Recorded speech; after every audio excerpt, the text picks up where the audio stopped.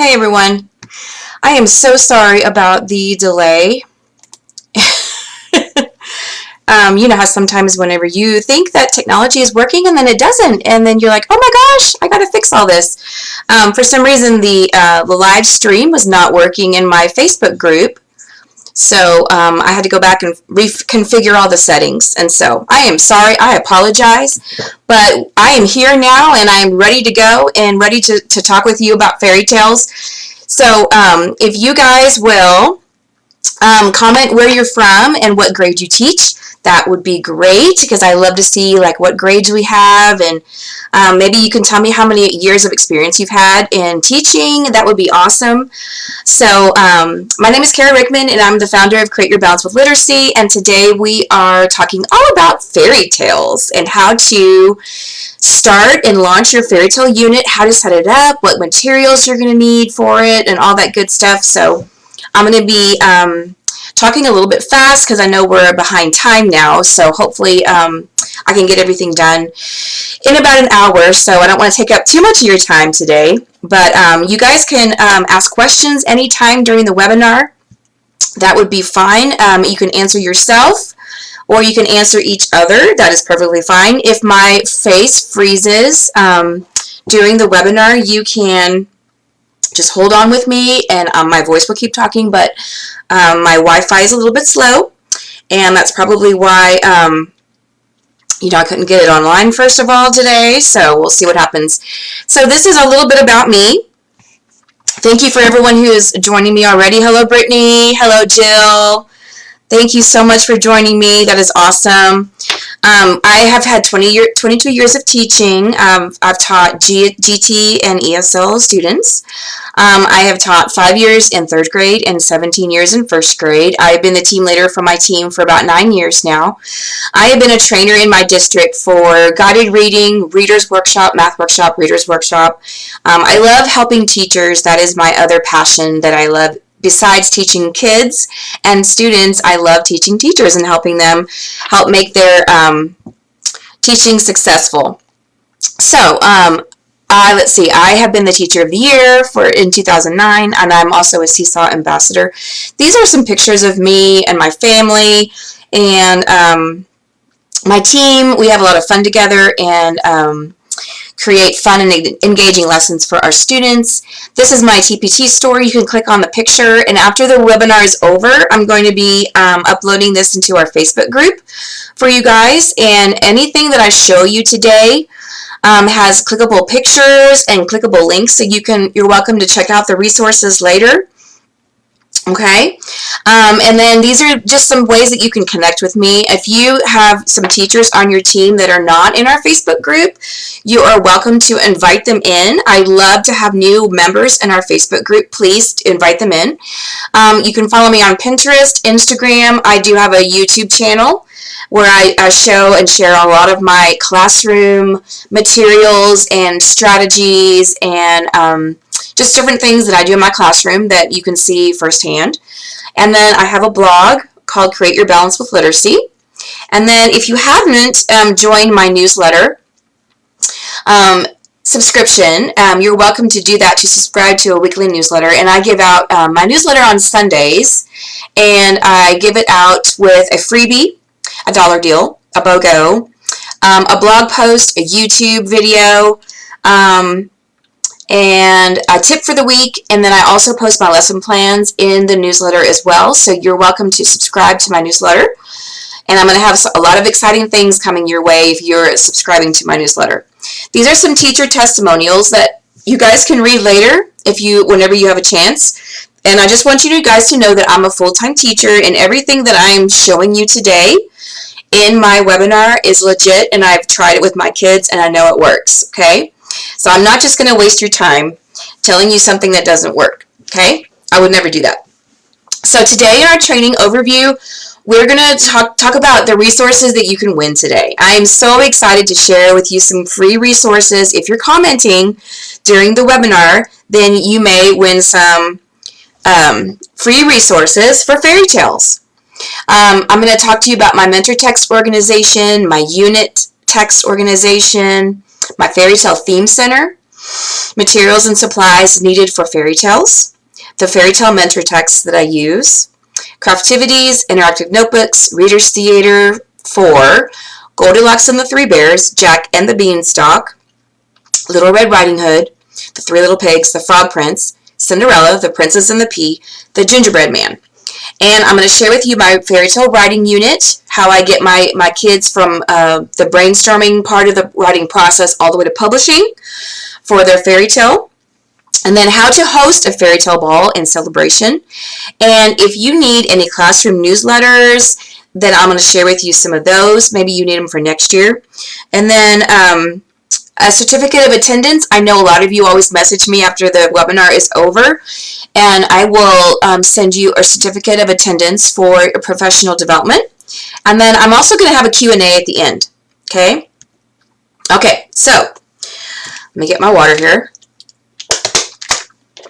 These are the 2 resources that you can win today if you are commenting. So you are able to win my fairy tale writing unit. It's called Once Upon a Time.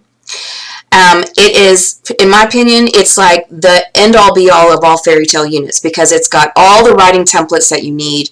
It's got how to host a fairy tale ball. It has interactive notebooks. It has lesson plans. It has anchor charts. It has a lot of everything. So it's also 50% off today if you don't win, okay? The other resource I'm giving away is my fairy tale sequencing foldables.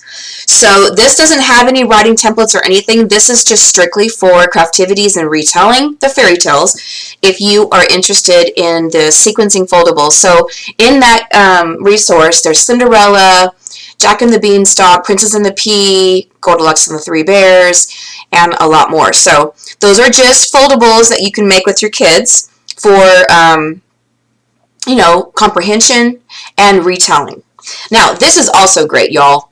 If you win, you could also win any linking literature fairy tale resource in my shop. Or you can win any Reader's Theater resource in my shop, okay? I'm going to be sharing with you all of those resources today in the slides, so you're welcome to look at them and then just think about which one you'd like to win, okay? All right, so I'm going to pick my first winner today, and I'm going to pick, let's see.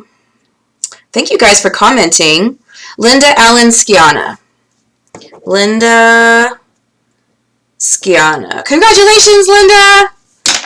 All right, so you can pick out your free resource later on, and then I can message it to you on Facebook. Okay, this is how I organize my mentor texts. If you really want to make it your goal for next school year to be organized. I know a lot of teachers really want to be more organized with their mentor texts, with how they store their units, and all that good stuff. So these are, I got these tubs from Walmart online. They come in all colors. I love them. They're sturdy. They're big. They hold all the books really well, and they don't break. They're very sturdy. And so I made these labels that I use for all of my units. So if I need my fairy tale books, I will go back to my cubbies on top of the shelf. I've got all my books up there. I grab the tub that has the label of fairy tales, and I bring it to my desk. So I have all of my mentor texts there at my hot little hands that I can pull out, whenever I need to read a story. So that's how I organize my thematic units. And then if you look underneath this picture underneath right here, I've got Math Workshop, Writer's Workshop, and Reader's Workshop tubs, and they're divided into different sections. And then I put all my books in there according to their skills. So for like Math Workshop, I have it divided with addition, subtraction, geometry, time, measurement, and all that good stuff. And then Writer's Workshop might be divided into nouns, verbs, adjectives, onomatopoeia. And then Reader's Workshop might be divided into text to self, text to text, text to world, author's purpose, all that good stuff. But I have a whole tub just dedicated to fairy tales because I have so many books on fairy tales. And this is how I organize my unit, my thematic units in my binders. I don't really spend a whole lot of time organizing everything on my computer because if something happens and everything shuts down, you might lose everything. So I always like to keep a hard copy of all my units inside of a binder for backup. And so when my team is planning, then what we do is I just take the binder out to the meeting, and then I pull out the masters that I need to copy, and it's all there. I don't have to dig for it. I don't have to hunt for it. It's all there. So I like to be organized as much as I can to save me so much headache later. And I'm sure you guys can agree with that. So you can click on the picture here. It'll take you straight to the resource if you need any binder covers for your thematic units, okay? So these are some materials that you'll need for fairy tales. And so you need construction paper or cardstock for assorted colors. If you want to publish books and you want to have them make a cover, that's what I use. I use construction paper or cardstock. You're going to need writing templates for the fairy tales for the process writing, which I'll share with you. You'll need interactive notebooks for fairy tales. You'll need your fairy tale theme center. I'll show you what that looks like in just a minute. You'll need mentor text, of course, fairy tale mentor text. You'll need anchor charts, pocket charts. You can have an author center, which is Hans Christian Andersen, Grimm Brothers, and Charles Perrault. Those are the 3 authors that I use for fairy tales for the author study. You can have a parent letter for the fairy tale ball if you decide to host a fairy tale ball. And then you need to have a date set for the fairy tale ball if you choose to do a fairy tale ball. Okay? So this is how I structure my my day. And when I start fairy tales, this is how I structure my day. So Reader's Workshop is first, okay? What I do is I read one fairy tale each day and I discuss the story elements. Students will respond in their reader's notebook with the interactive notebook of your choice. During center time, they can go to the theme center or author center to explore more fairy tales. Okay, so that's just Reader's Workshop. That's my reading block. During that reading block, I have small groups. I'm pulling my small groups to my back table, and instead of doing my guided reading time, I'm doing Reader's Theater. Okay, so you can do Reader's Theater. You can give each reading group a different Reader's Theater script to learn. They can make puppets, they can make hats, and then they rehearse their play. I group them according to their reading level, and I give them a script appropriate for their level. Okay, so I keep all my high kids together, I keep all my middle kids together, and all my lows together. Okay, I don't mix them up. You sure can if you want to mix up the levels. That is up to you. But I like to group them according to their level because I like the high kids, my soaring readers. I want them to have a chance to really soar together. Okay, and I don't want them to get frustrated with a low child that's reading really slow or having trouble with the words. And I want them to just be creative and just have fun. So that's why I tend to just level them, and whatever reading group they're already in, I just take that group and I give them a script that matches their level. Okay? All right. So that's a lot to take in for my reading block. My reading block is about an hour long. So I do my mini lesson, I read my mentor text, then they're doing their interactive notebook, and then I pull my groups for Reader's Theater. If they get done with their interactive notebook, then they can go to their centers. They can go to the Fairy Tale Center, or they can go to the Author Center. Plus, I have a lot of other centers, but those 2 are really the 2 focused ones on fairy tales. Okay, then the next hour is Writer's Workshop. So this is where the fun is for me. I love this part. So the kids, each student will pick a fairy tale to retell, or you can have them write a new fairy tale. They will take their story through the writing process to publish for the Fairy Tale Ball. This can be lengthy for some students, so I recommend giving 4 to 6 weeks to give them ample time to finish before the Fairy Tale Ball. This is very important. So let's say that you have your Fairy Tale Ball at the end of May, which we have done before, the second to the last day of school. That is actually our party day. We use the Fairy Tale Ball as our party day, okay? And so you need to plan ahead. You need to back up like 4 to 6 weeks in front of that to give the kids enough time to write their story, okay? That's just what I do, okay? So everything, like I said, everything I'm telling you, I've tried trial and error for many, many years, and so I know what works and what doesn't, okay? So I'm just telling you what has worked for me. So this is something fun that I do for Reader's Workshop. When I read a story each day, I have a mixing bowl and I have a wand. And so what I do is I have these cards. I have these story element cards right here. And so I laminate them. I cut them out.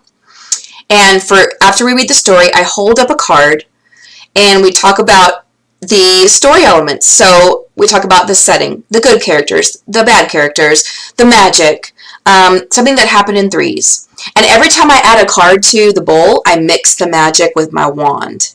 They love this. It is so fun to mix the magic. You can wear a crown on your head when you do it. I mean, you can go all out if you want to.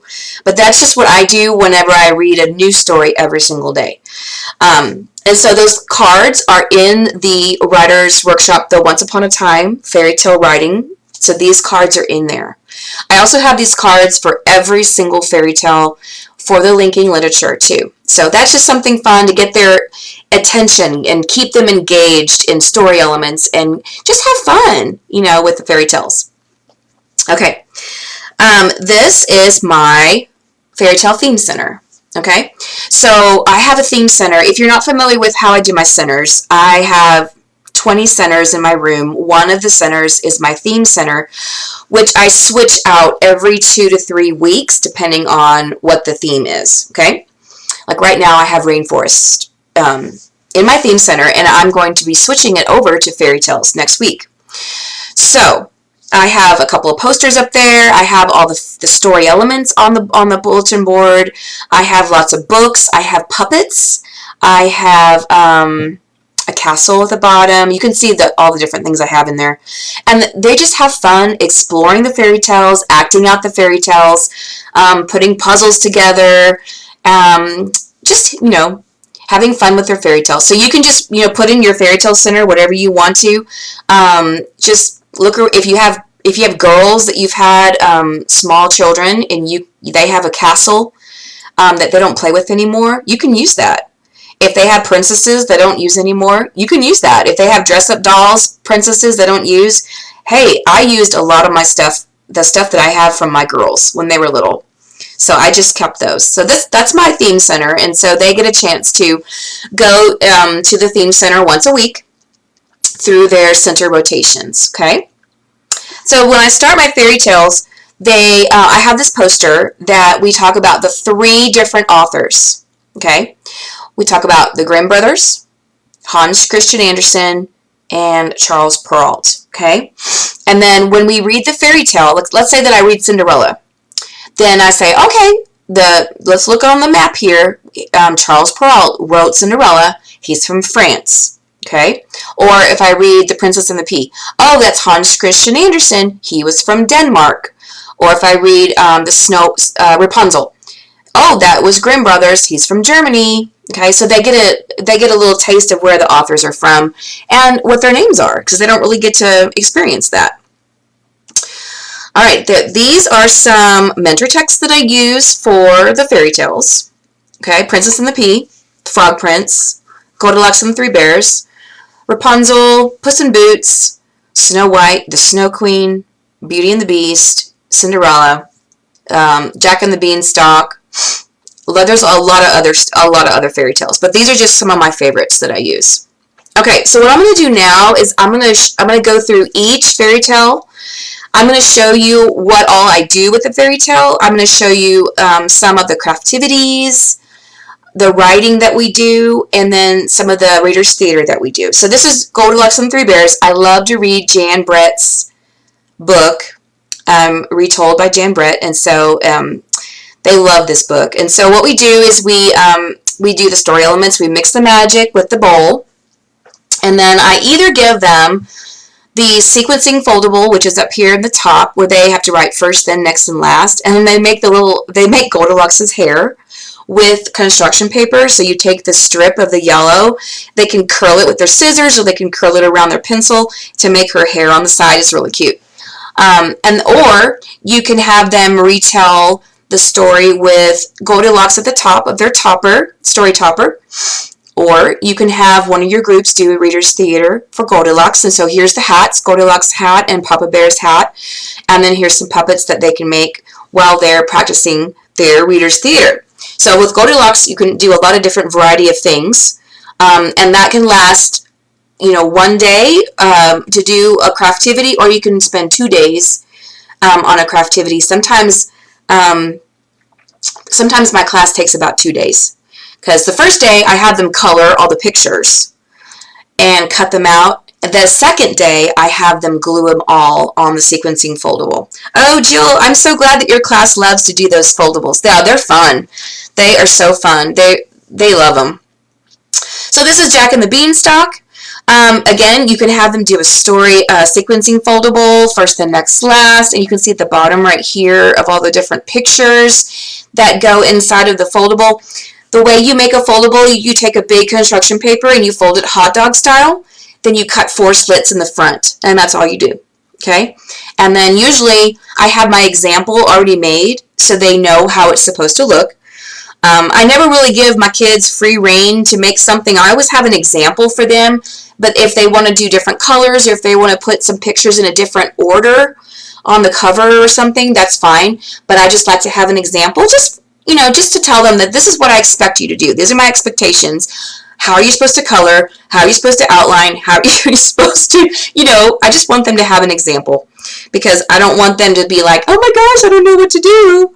And that's something that I've learned in the past, is always have an example. Or you can have them make a beanstalk with a castle at the top. This is really fun. With lima beans or pinto beans glued on the beanstalk. And then you talk about some words that describe the beanstalk, like big, large, giant, colossal, huge. You can do any of those adjectives that you want. You can describe the castle. You can describe the giant. Anything that you want to do. And that's also, this is all in the Linking Literature resource for Jack and the Beanstalk. And you can click on the picture here, and it'll take you straight to the resource. Okay. This is the Three Little Pigs. This is one of my favorites. So, again, the sequencing foldable that you can make. And then here's the puppets for the Big Bad Wolf and the Three Little Pigs. And then they can make the hat. And I definitely try to have one Three Little Pigs group that does Reader's Theater so they can do the different voices of the pigs. And they love the voices. And then someone who's the Big Bad Wolf has to sound like the Big Bad Wolf. So I love to do the Reader's Theater because it really helps those shy kids come out of their shell. Not all of them, but it helps them with their fluency and their intonation, and they're just feeling confident with reading and just having fun. So I highly recommend that you do the Reader's Theater as part of your reading block if you can. This one is the Frog Prince. Here is my story element cards. So if you want to use the same cards for each fairy tale, that is fine, or you can use the cards that's in the resource because they match the pictures on the cards match the story. Okay, so it's up to you if you want to make those or not, or you can just make the generic ones that are in the writing resource. Okay, the Once Upon a Time resource has just generic ones you can use for all of them. Here's the sequencing foldable that you can use for the Frog Prince. I love doing the Frog Prince. That's one of my favorites. And after I read this story, I also read the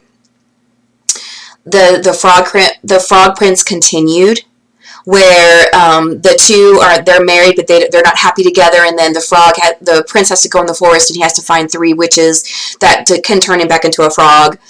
And at the end, they both turn back into a frog and they lived happily ever after. So I read both of those, and the kids just love both of those stories. And so that's what I do for Frog Prince.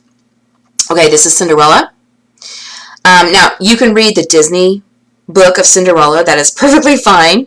But there are also a lot of different versions of Cinderella. There's different Cinderellas around the world, from different countries, that you can compare and contrast also.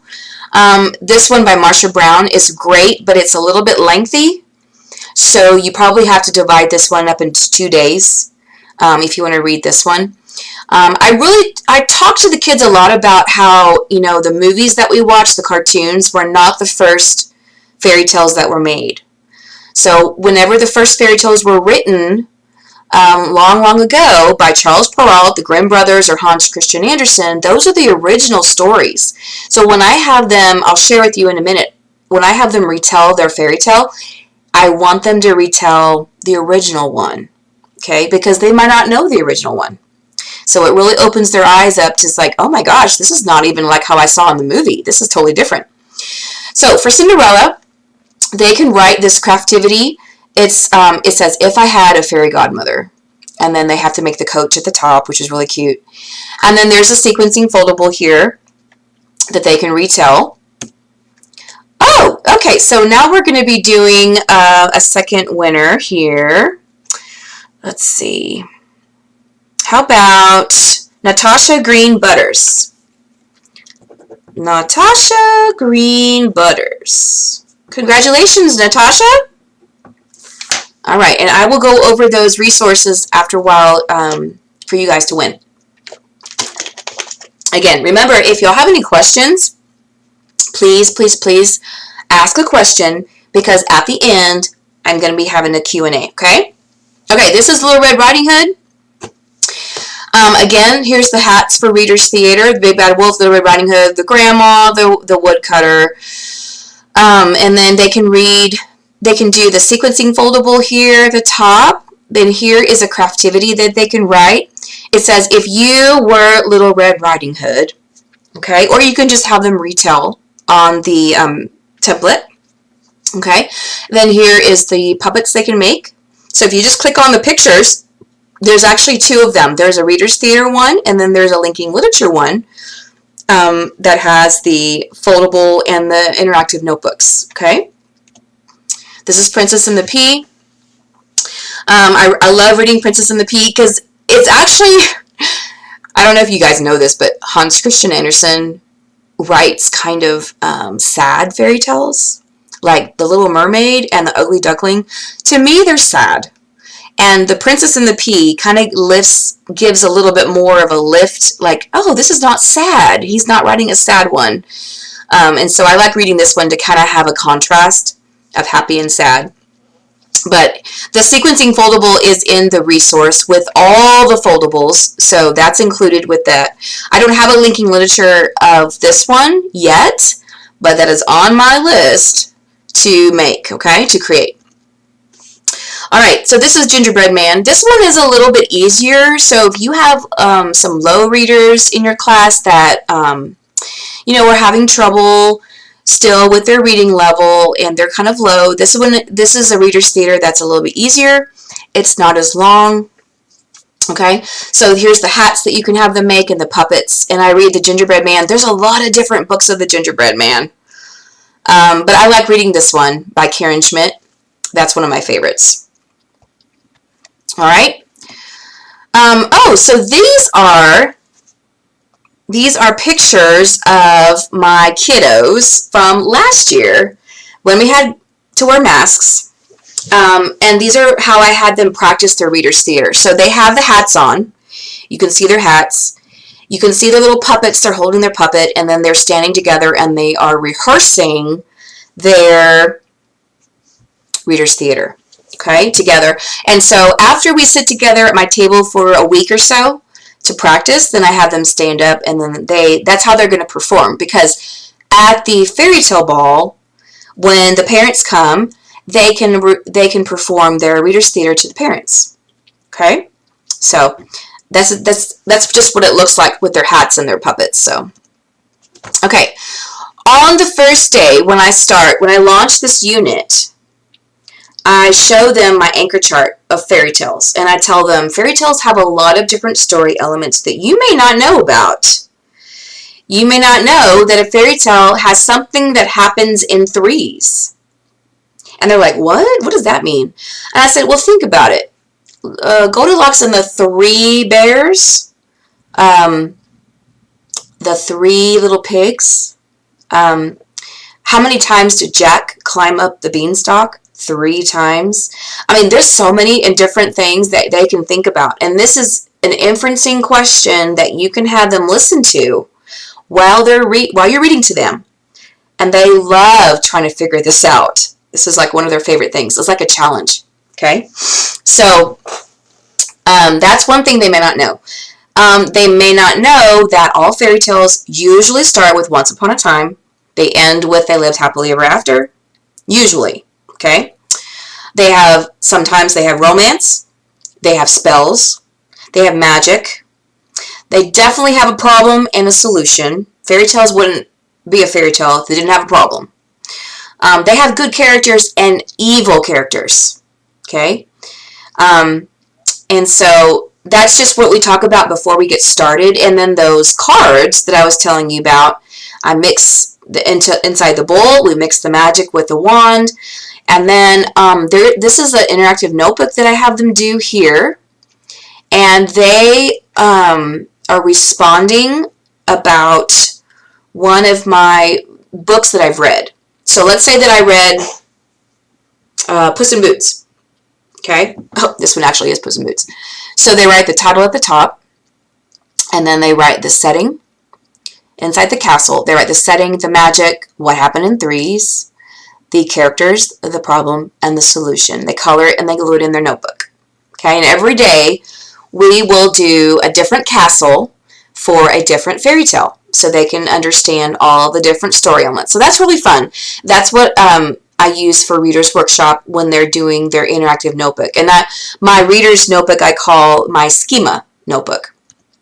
So during writing time, these are their writing templates that I have them use. And so again, they're choosing a fairy tale to retell. And I like to have them retell the original fairy tale, not the movie fairy tale. So for example, if they want to do this, they want to do Elsa, what is it called? Frozen. They want to do Frozen. Okay. Well, the original story was the Snow Queen. So I read the Snow Queen to them as one of my read alouds. They absolutely have no idea about that story, because that's an older story that never really gets told. But Frozen it's taken from that story. So there's a couple of things that are the same, but there's a lot of things that are different. Okay, so whenever they are retelling the story, I will give them the book at their desk so they can look at it, they can read it. If they're good readers, they can read it themselves. If they're not, they can look at the pictures, and then they can retell the story. Okay, so they start with their brainstorming part here. They do their story elements. Then they go to first draft and they start writing their fairy tale. They have to start with Once Upon a Time. Okay, and then when they're all done, they go through the process of writing, and then they're getting ready to publish their book. They have an author page, and then this is the final draft page that they use here. So they draw a picture at the top. And after they've done their second draft and we underline the sentences, we circle capitals and periods, and we number the sentences, then depending on how many sentences they have, then they write a sentence on the blank at the bottom, just one, and then they draw a picture. Or if they have a lot of sentences, let's say they have 40 sentences, then you can have them write 2 or 3 per page, because that'll cut down on how many pages they have in their book. So these are some more of my templates that I have them use. So that, of course, they start with brainstorming and then first draft. They can do a student conference. They sit together. They read each other's stories. They compliment each other. They look for capitals and periods. They circle 8 words that are not spelled right. And then from there, they do proofreading. So they make a list of all the misspelled words that their partners circled in their story. And then they have to look in their dictionary to make sure they're spelled correctly. And then they do a teacher conference. They sit with me and we talk about, do I have a problem? Do I have good characters? Do I have bad characters? Do I have any magic? Do I have anything that happens in threes? So then we make a checklist together.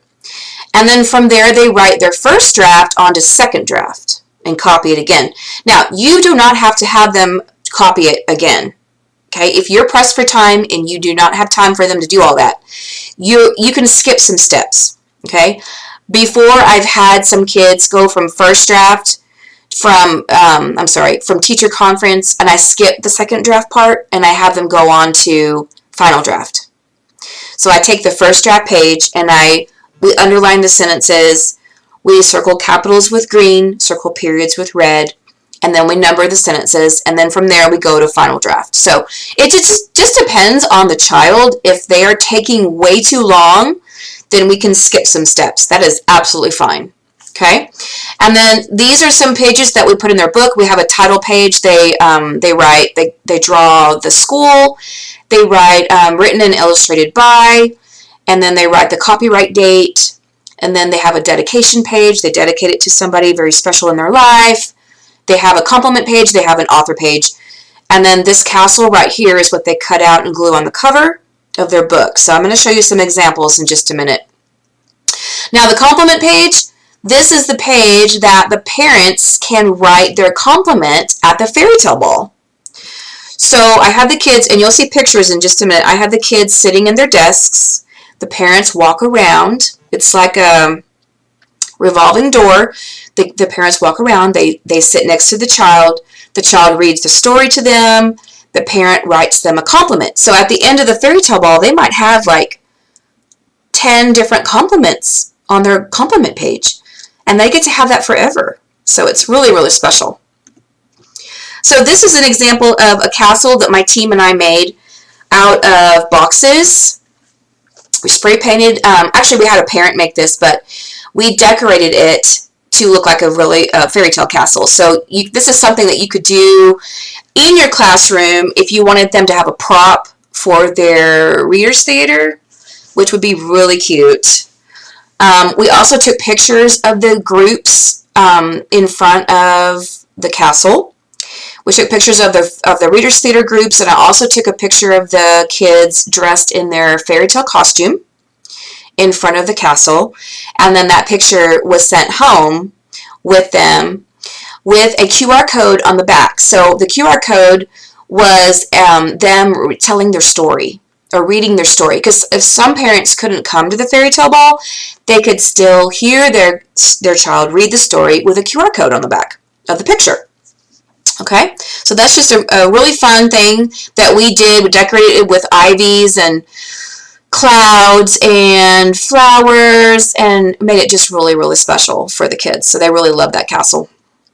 So this is what my kids look like when they publish their book and they dress up on the fairy tale ball day. Now you have to plan ahead for this, because I like to have the parents help make food for the fairy tale ball. Okay, and in that Once Upon a Time resource, there is a parent letter in there for the parents, and it talks about, it says, "You are cordially invited to our fairy tale ball and writing celebration. Please come to our classroom on this date." So you fill in the date, and then it talks about how each fairy tale has a certain food. Okay, so if your child is writing Jack and the Beanstalk, and they're retelling that story, then they can dress up as Jack. Like this little boy right here in the bottom, he made a beanstalk out of a pool noodle, which is so cute, with a cloud at the top. And then his mom cut up celery sticks. So she brought celery sticks. If you look up here in the picture of the refreshment table, you can see the celery sticks up here. So that was the food that he brought for his story. If they're retelling Snow White, they could bring apple slices or applesauce. If they're retelling Little Red Riding Hood, they could bring banana bread. So it's really fun to have all these different refreshments, and you could have a bowl of punch there, or you could have peach tea for them. And then I also have a parent make a castle cake. So here at the bottom, you can see my castle cake right here. And then we cut the cake, and then this is our party. This is the end of the year party, and we just have a blast. It is so fun to end the year like this. I mean, it just wraps up all the different skills, and especially the writing that we've done through the whole year. This is the culmination of all the writing that they've learned from Writers Workshop through the whole year, because they put all their heart and soul into this book that they've written. It's just fabulous. I just love it. Okay, so they get to dress up as their favorite character, and then I take a picture of them with their book. And then we have our fairy tale ball. The parents come in and they sit around. So here's what the parents, how it looks like in my classroom with the kids. The parents are kneeling down next to them. They listen to them read, and then they give a compliment in the back of their story. And then I also do that too. I walk around and I give compliments and I listen to them too. And so this takes about, I would say about 30 minutes for the parents to walk around to to most of the kids. And then after we get finished reading, the kids get finished, then we have our refreshments and our cake. Okay? Okay, so if you guys have any questions about my fairy tale ball or how I organize it or anything like that, please ask. Okay? I would love to answer you if I can. If I don't get a chance to answer your question right now, then I will answer your question later in the comments. Okay? Now, I also have some math activities that are with fairy tales. So in the Cinderella resource, the Linking Literature Cinderella resource, I have this game that is about telling time, and it's called Cinderella's Race to Midnight. So they make dice. They have dice, and whatever number they roll on the dice, that's what time on the clock they go to on the game. And then the first person to get to the end wins. And then I also have these little game cards that there's Cinderella, there's the Prince, and they use the game cards to move. And you can use those little game piece holders to put the characters in. So they have a place card holder to hold their little card. So this is a fun game you can put in your math stations, because I love to do everything cross-curricular if I can.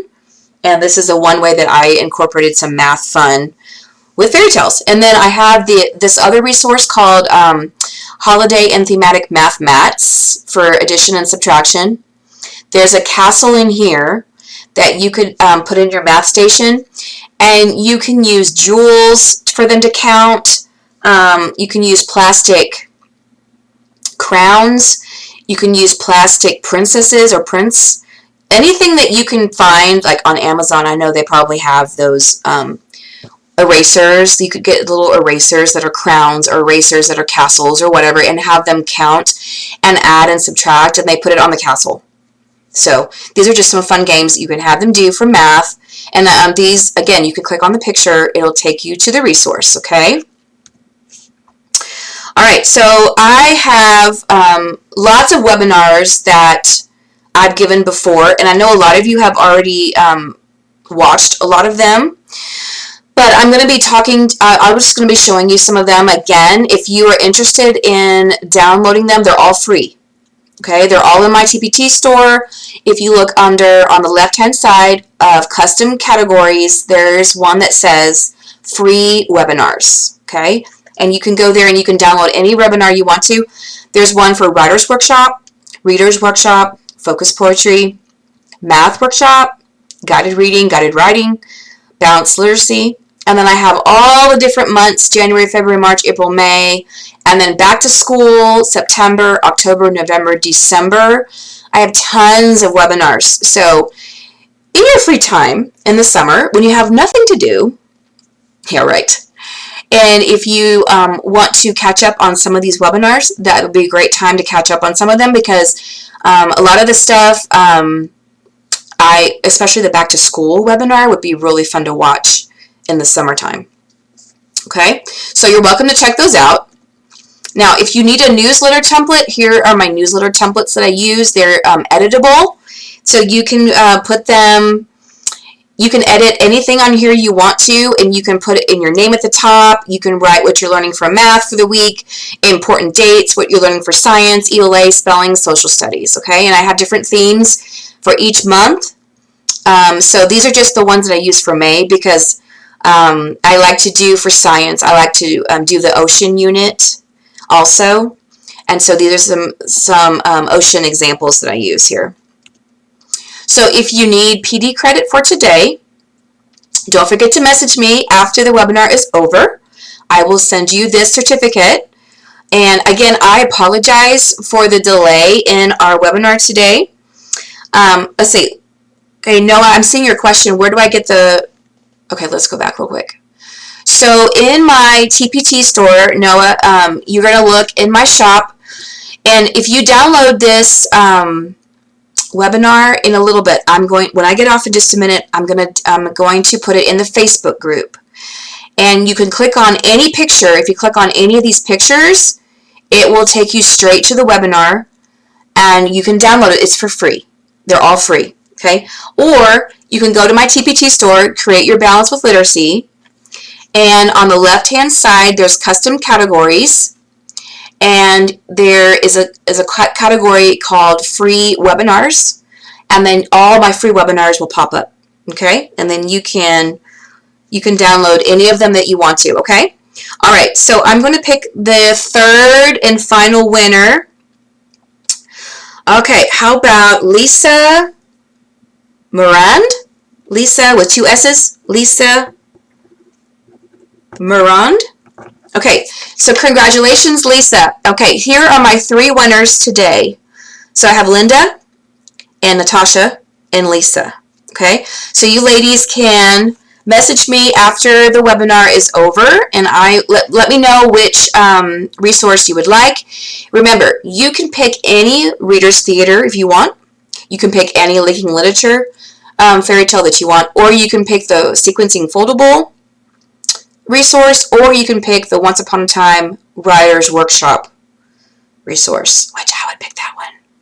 But that's just me, okay? So I'm going to look at if there's any questions. If you all have any questions about anything that I talked about, now is the time to ask, okay? Because I'm going to look and see if there's any questions. Oh, yes, Linda, I love the idea of the ball. What a fun way to end the year. What incredible memories they will have. Absolutely. They remember this fairy tale ball for the rest of their life. I promise. And all the first graders that I've ever had that has done a fairy tale ball, this is the highlight of their year. First grade year. It is so special, and they just love it. It's so fun. The parents love it too. Anytime the parents can come and listen to their kids perform or read, I mean, they just love it. And then giving them compliments and writing them a compliment in the back of the story, that's even more special for them. Not to just do with your own child, but with all the kids.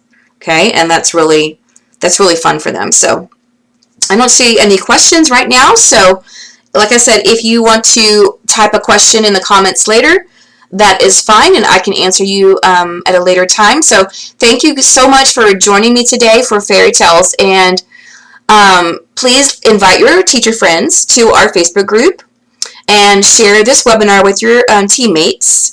And I really hope that you guys have a great end of the school year. I'm probably not going to see you guys for a live webinar for a little while now, because I'm working on a writer's workshop course that I will be launching in the summertime. So stay tuned for that. And that's going to be really fun and really cool. I'm going to be launching that probably in July. So I'm going to be working really hard on creating this course for you guys. Remember to subscribe to my newsletter, because in the newsletter, I'm going to be sending out reminders for the upcoming course that I'm offering. Okay, so again, you guys have a great end of the year. Enjoy your kids, and have a great weekend. I love you. Mwah. Bye-bye.